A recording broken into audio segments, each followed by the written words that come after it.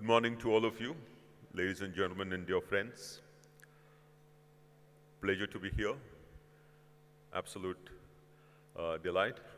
Would have been better if the weather would have stood with us. Nevertheless, I think you have had a series of very interesting and detailed discussions on several aspects of the fintech industry, fintech sector in the last couple of days, as I see from the program. Today, I thought I would speak about regulation and competition from a perspective which I think I may uniquely have, in the sense that I was a civil servant earlier, so I know how regulations, policy get made. I used to be an IT auditor when I was with the CAG, so I audited IT systems to know what are the concerns from both the perspectives, that's of the users as well as the developers. And then being a member of the Parliamentary Standing Committee on Finance, as well as on the public, on the Digital Personal Data Protection Bill, I know the perspective, what the industry wants. And lastly, as a public representative now having joined politics, I interact with my constituency to know what their concern is when they are moving around with their mobile smartphones and carrying out transactions, what their concern is. So my perspective into this lecture, into this speech, would be from all these four perspectives. Now, if you look at the question, the basic question, it suddenly comes to me, and it came to me several times before, as to why do we call it as fintech? Why do we call it as fintech? Why not techfin? Can anybody say? Why is it called fintech, not techfin? Why is it called agri-tech, not tech-agri? Why is it called ed-tech, not tech-ed? Or for that matter, insure-tech, why don't you say tech-insure? Is it because it sounds good to say fintech and not the other way around? The question is, what drives or who drives whom? Is it finance sector driving technology, or technology driving or enabling the finance sector, or complementing the finance sector? Now, this debate is generally not discussed by the developers, by the policymakers, by the public representatives, but this is indeed discussed in academic circles. If you look at some of the academic papers which I was going through, this was the question: knowledge creation and innovation, which comes first? So I think I'll leave this question with you, rest with this question. I'll go through the presentation at some point of time while talking about regulations, the need for the regulation, the kind of regulation. This question will come up again, because that will determine what is the kind of regulation that we want, what is the kind of competition that we want. I'll be very quick to tell you about things that you already know, that is the fintech industry. The fintech industry now is galloping. The Boston Consulting Group says that it's 1.5 trillion US dollars in annual revenues by 2030. 25% of all banking valuations worldwide, which is currently 2%. And the largest market is to be Asia Pacific, India, China, and Southeast Asia, taking the lead in this. As far as India is concerned, this is where again the problem, you can see I'll be giving you the figures. As far as India is concerned, the last figure is 3,085 DPIIT recognized, that's the government recognized fintech startups in the country, as per a reply to a parliament question on 30th July, just last month. in the parliament. But if you look at a private traction which has been taken by E&Y as well in its report, it's 7,797 in the fintech startups.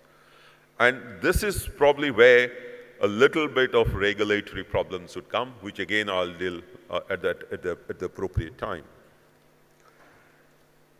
This is the kind of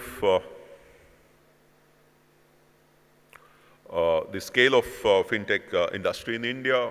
All of us know about it. I'll not get into this. The type of fintechs, we all know about it. But the most interesting thing is in the pie chart. You can see that the payment systems, fintechs, 27% of the total pie, but the investment techs are 28%. Now, this is something which has to be recognized, not spoken about as much. The regulations seem to be directed more at the payment fintechs. But you can see that investment techs are 28%, and lending techs are 16%. Maybe there is already a space over there, but the distribution would also indicate the kind of regulations you need to have. Whether you can have one-size-fits-all regulations, or you need to have separate sub-specific regulations, or you will give it to the SROs.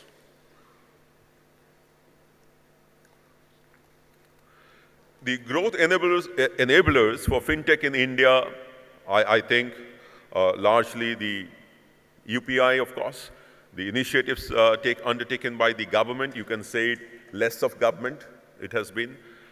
Funding environment has been very strong. Strengthening of the VC ecosystem, demographic opportunities, high-tech adoption. India is one of the, as all of you know, is one of the highest adoption rates of fintech in the world. And access to technology has been improving. I wouldn't say that it is the best, but it's been improving. It's improving at a very, very fast rate. So what are the key pillars? I think, to me, the key pillars are technological progress in the form of artificial intelligence, blockchain, cloud computing, big data, and innovation. All this has resulted in sophisticated algorithms and easier access to huge data sets. At the crux of the entire innovation ecosystem is data, big data. So I'll be spending a little bit of time on big data because of the law that we passed in the last session, which is the Digital Personal Data Protection Bill. How it will change the business models of fintechs. How it will going to change the way services are delivered to the users of the fintech applications. Now, I think, this is a McKinsey report as well in 2021, that the technologies shaping the future of fintech would be artificial intelligence, which would be creating more and more value, will be blockchain, which will be disrupting the established system of doing business, whether in the government or in the private sector. It will be cloud computing, which will liberate financial services players. It will be the Internet of Things, which will drive a new era of trust in finance. It will be open source, SaaS, and serverless, which will replace the manual work, that's hyper-automation, and no-code development platforms. So these are the new emerging technologies that is going to affect the fintech sector. And I can also say that it will affect the other sectors as well, like the insurtech, like the agri-tech, all the sectors. It is the technological progress in this manner.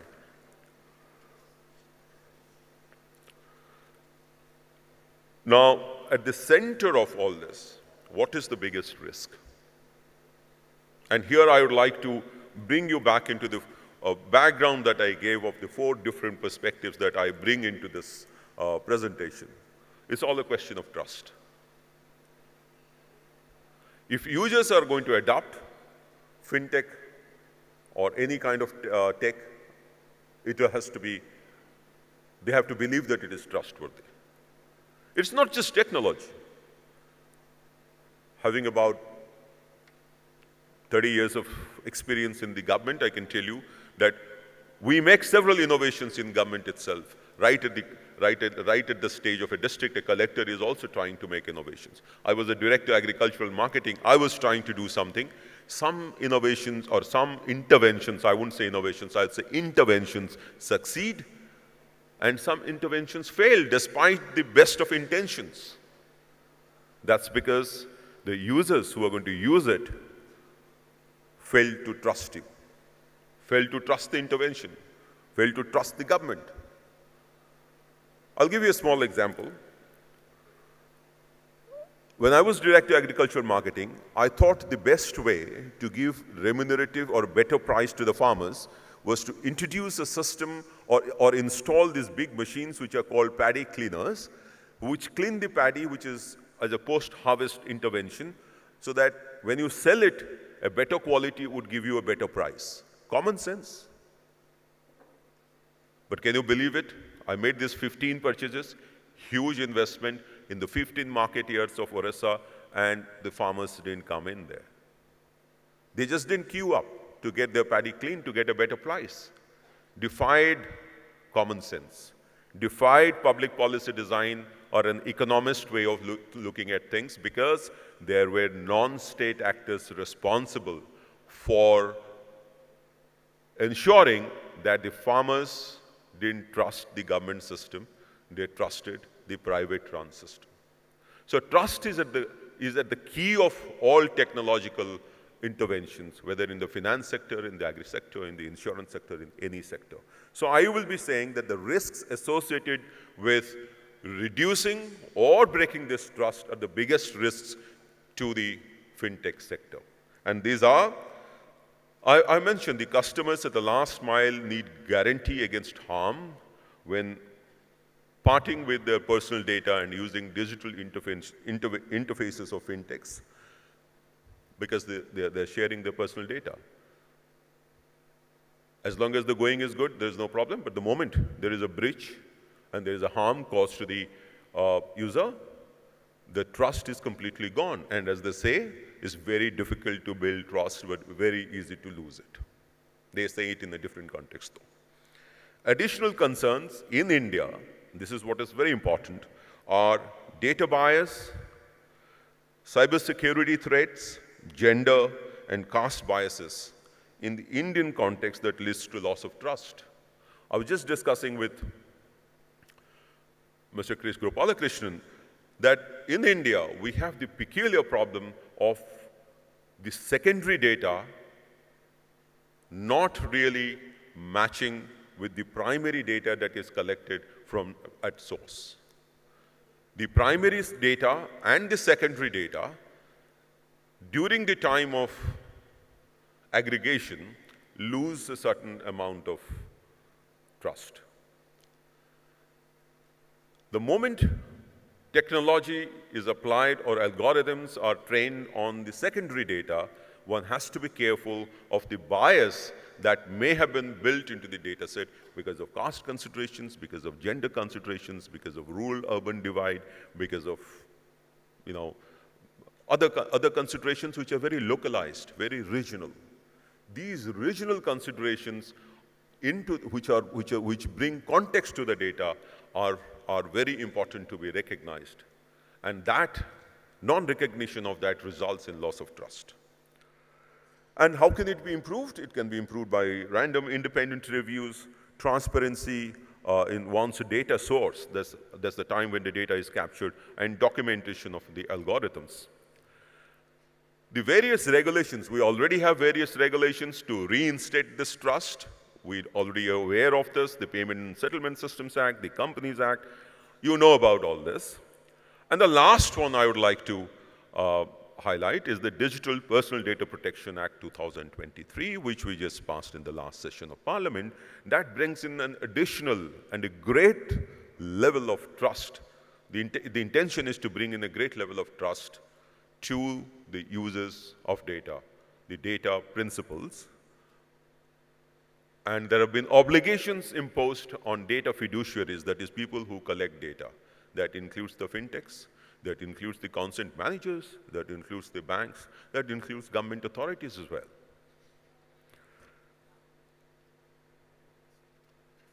The regulators, you are aware of the regulators. I may have missed a couple there, but the Reserve Bank of India, the Securities and Exchange Board of India. Now, these regulators are sectoral regulators. Please mark this. These are sectoral regulators. There is not a single unified tech regulator in India. Whether it is a problem, I'll be talking about it in the future slides, but please note this, these are sectoral regulators. The moment agri-tech explodes, maybe we will have another regulator in the agriculture sector. If there is, by the way, agriculture is a state subject. There might be issues there. Health is a state subject. If you have a health tech, there could be separate regulators in every state.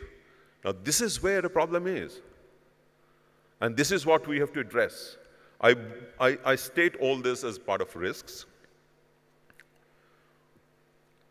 So the challenges to the industry are whether there is absence of regulation, whether there is weak regulation, or there is multiplicity of regulators, as we just discussed, and that's due to the non-linear and overlapping business models.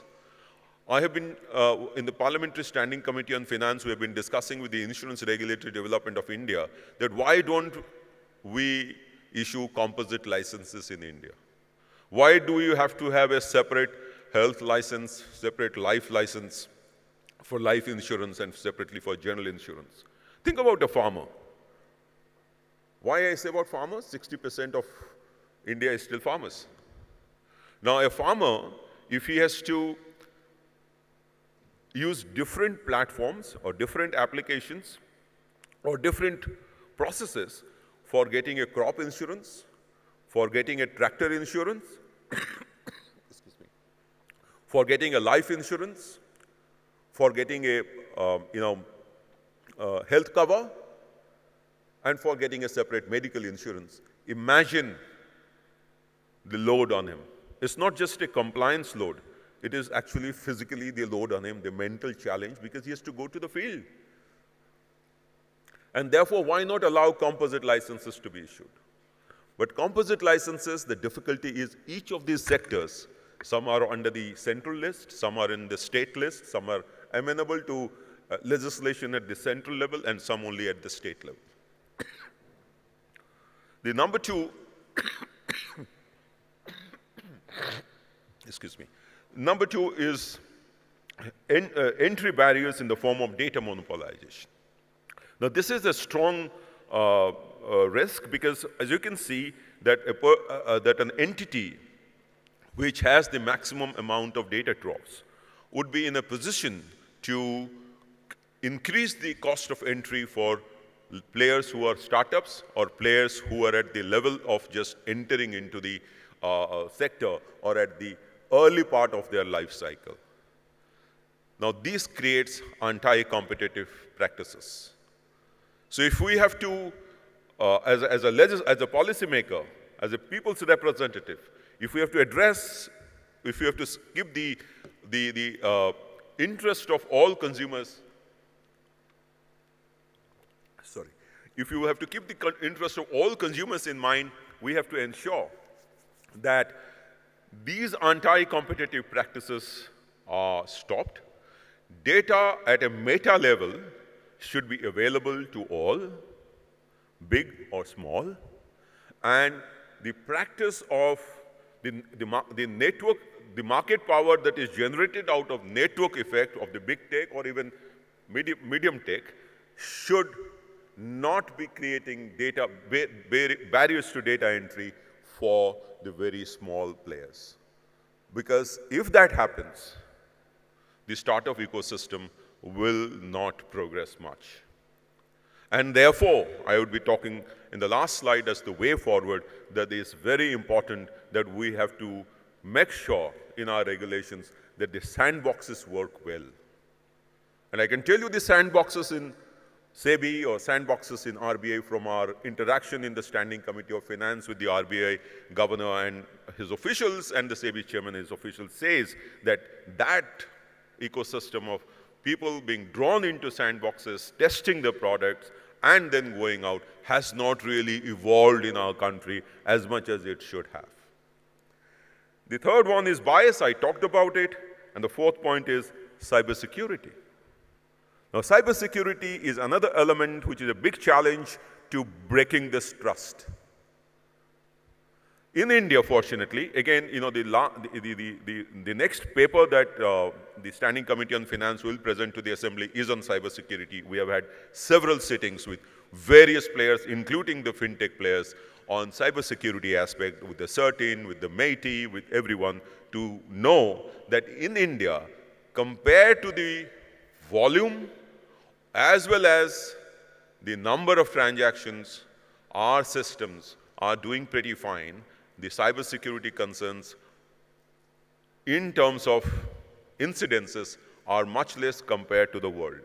But if you look at the gross figures, 600 crores is the cyber fraud that happened in the banking sector during the last year. It's not a small amount. For a person in a village, when his 100 rupees, he is defrauded of 100 rupees, or even 50 rupees, his trust in the system, his trust in the application, his trust in the process loosens. And you know, he may be a community influencer that spreads. So we have been emphasizing in our Standing Committee on Finance that even though percentage-wise we are doing better than some of the best in the world, we need to be cognizant of the fact that our gross volumes or gross amounts are not less. We need to minimize it. We need to improve our systems. So as far as regulation is concerned, we do not have a single all-encompassing regulatory legal framework for fintech. We have been dealing with disruptive innovation that doesn't fit neatly into existing regulatory frameworks. It is difficult because, as I said, once you have a composite thing, once you have a bundled product, you do not know which particular sector's regulator will apply, whether that particular regulation can be brought in by the state government or by the central government, or it is in the concurrent list. These are issues which are there. These are challenges. And of course, there are multiple stakeholders who are not directly regulated by the RBI as far as fintech is concerned, for example, the business correspondents. Now, on the impact of the new privacy law, and this is where I'll spend 2 minutes more, that is, it is designed, even though we have simplified.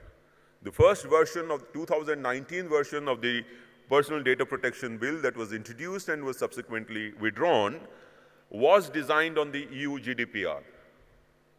But we realized that given our digital literacy, given our financial literacy, low both accounts, we cannot have a system straight away importing the GDPR principles into our data protection law.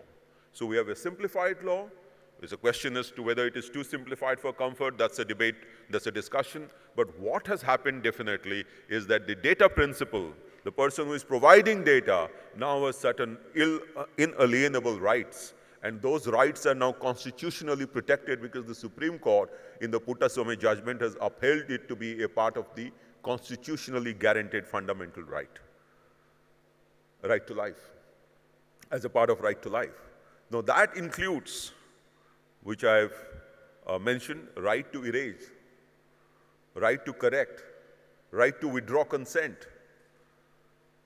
So there are 5 principles. I'm not getting into all of them in detail. The Supreme Court has set down 5 principles which is to be followed in privacy and data protection on behalf of all citizens, and that is purpose limitation, data minimization, collection limitation, storage limitation, accountability, quality. Now, the data principle is within his right, has been given the right to withdraw consent to use his data for processing purpose if the purpose for which the data was collected has been served. But when do you know the purpose is over? And then, after all, isn't all the innovation about matching and using the cross data sets? to suddenly design something new for somebody. It will be users. So this is something which will be, I think, a potential conflict point in future. That is, how far can we go for as far as purpose limitation is concerned?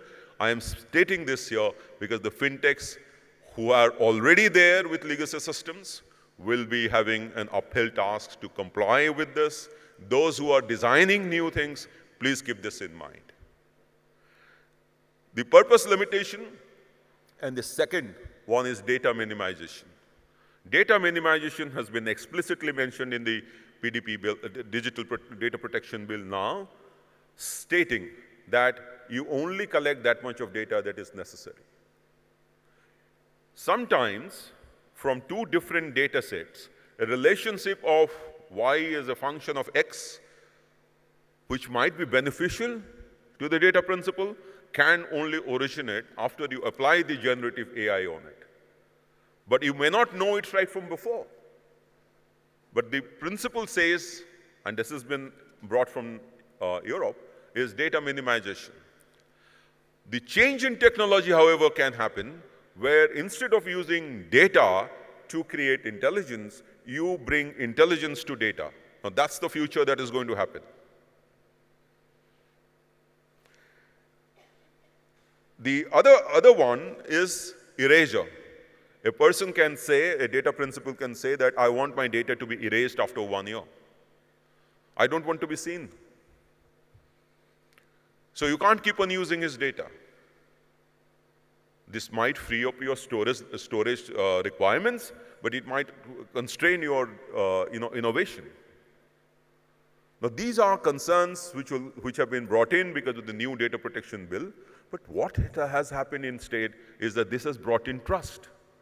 This has brought in trust to the data principle. He believes that this legislation enables him to go to a data protection board in case of a breach of his data, breach of his privacy. So that, of course, because of the Supreme Court judgment, has assumed primacy while designing this law, even though this will add some compliance cost upfront to the applications. We have tried to keep it at a minimum level. The EU GDPR has a much larger level of compliance, upfront compliance.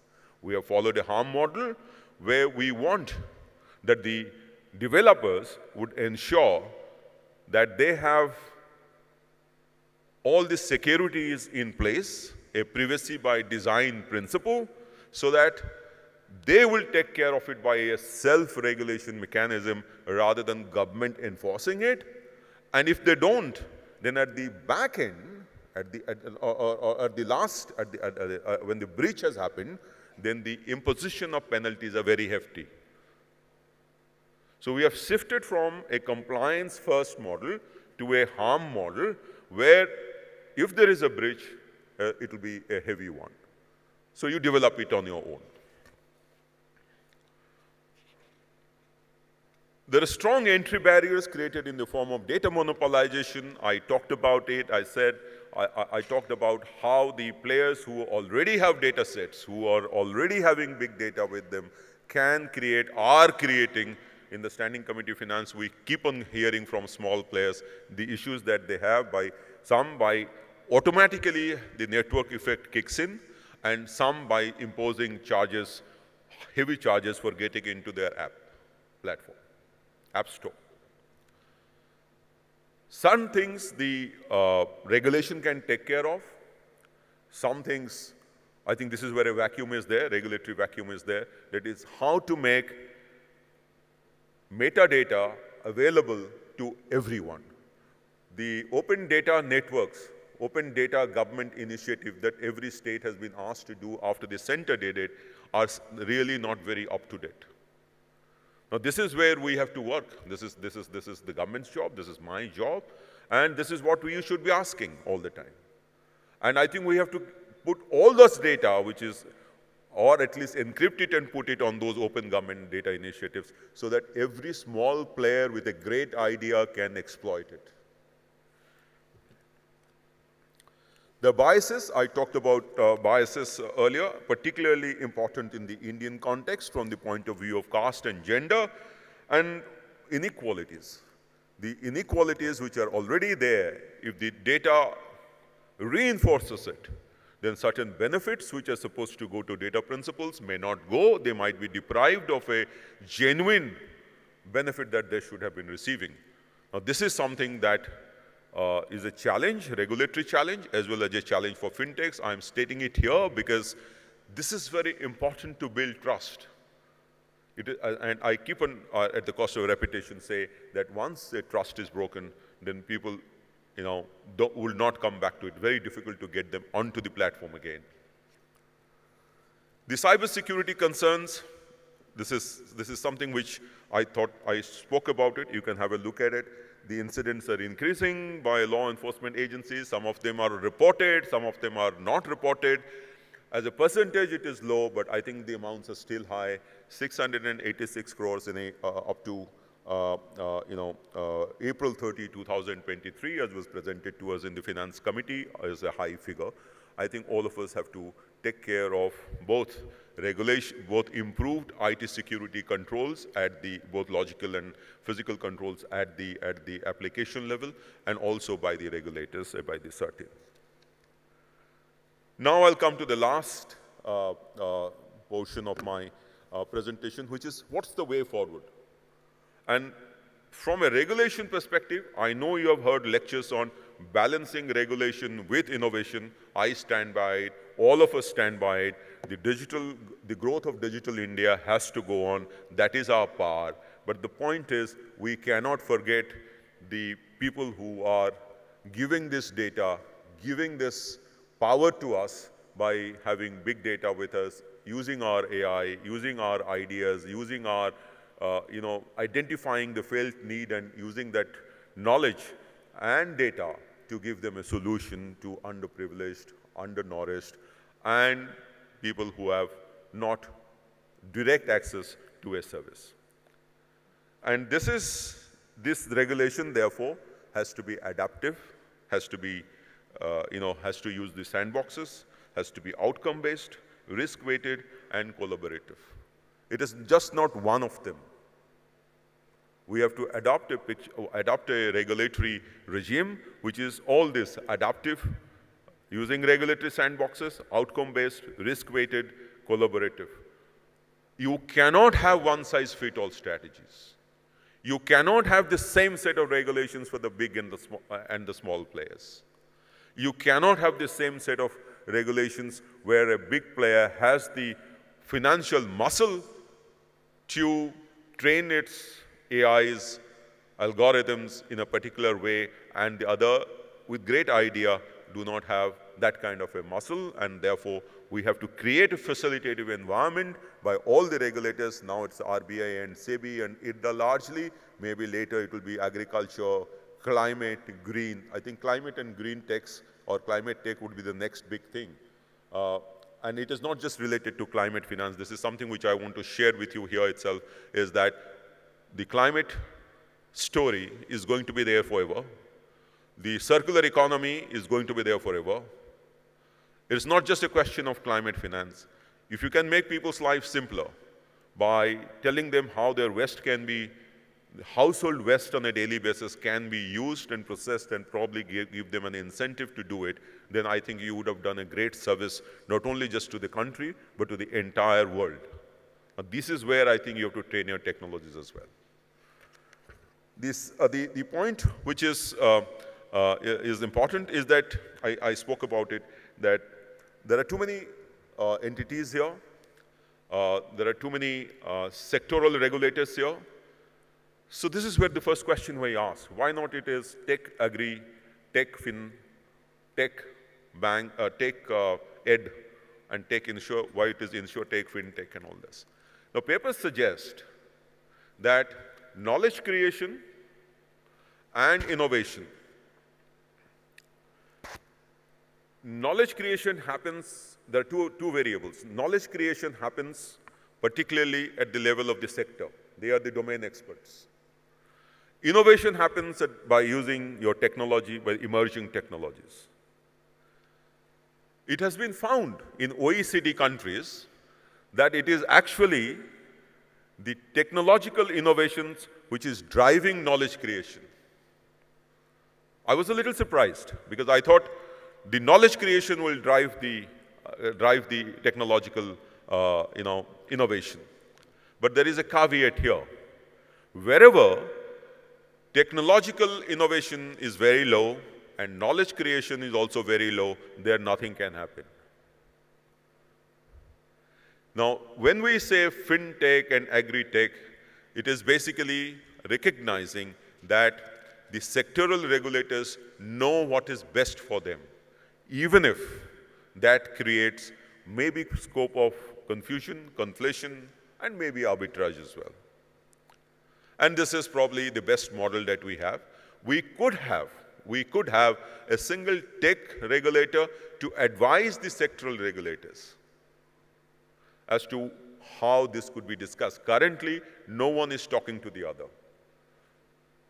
And this environment has to be put in place. So this is the way the government should move forward. The SROs would be the best way to do it. They would be the one which is in between. I'm really surprised why this is not really taken off. We would want that the SROs, I think in the tech field there are at least some SROs. In several sectors there are no SROs. Now let's say education, EdTech. There will be no SROs because education is a state subject driven entirely by the state. And the engagement with the technology enablers as well as the education sector is very minimal. So this is the SRO kind of structures, protocols will have to evolve much more in our country as it has happened in other countries. A co-regulatory framework in which it's a kind of a prototype building in the regulations, either through the sandbox approach or a direct approach could be explored. And it may be also important, this is what I said, that we can't apply one-size-fits-all strategies. We need to have different levels of regulations or different carve-outs in the main regulation for small players, for startups.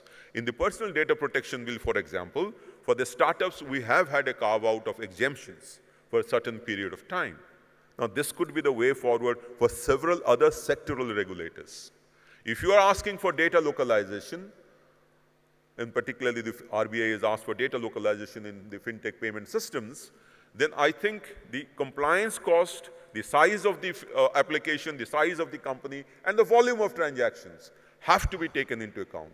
For example, in the case of social media intermediaries platforms, we have significant social media interference, that is those who deal with large amount of data that a certain amount of stricter regulations will apply. The same has to be brought in different sectors. I'm not saying that this recognition is not there. This recognition is already there at the policy level, but I think it's very difficult in a large country like us, and as I said, there are three lists, the central list, the state list, and the concrete list to act upon. One has to be very careful as to how to design those regulations, lest there are allegations of federal override or center trying to legislate on a state subject.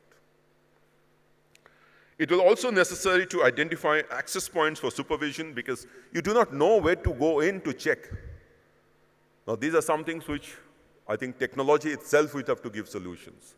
The SROs will have to probably bring in embedded systems in which they will be able to get in and get out after evaluating and reviewing the system from a point of view of at least maintaining the level of trust with which the application is being used.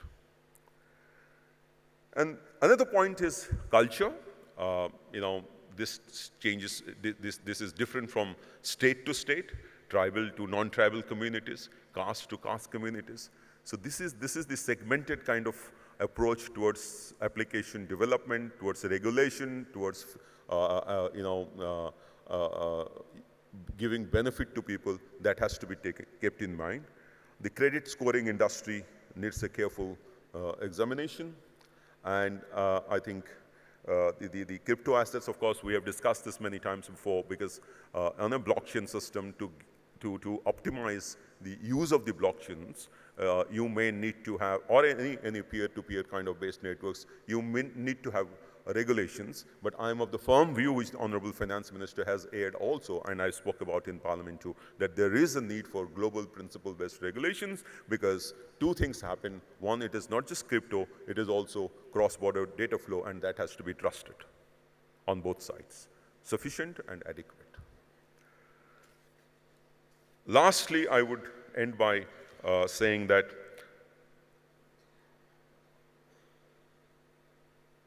all of us should be in the business of ensuring that our digital footprint increases, people get benefits, but at the same time, their privacy concerns are respected.